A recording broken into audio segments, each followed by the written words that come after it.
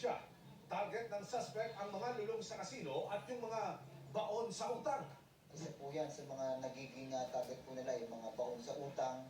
Pangalawa, yung talagang nagpapalusan din nila dito pong suspect po na ito, yung sasakyan po ng ating pong kababayan po. Ang binabanggit po nito pong ating pong kababayan ay wala na po sa kanya ang sasakyan na labis pong nakakabahala rin.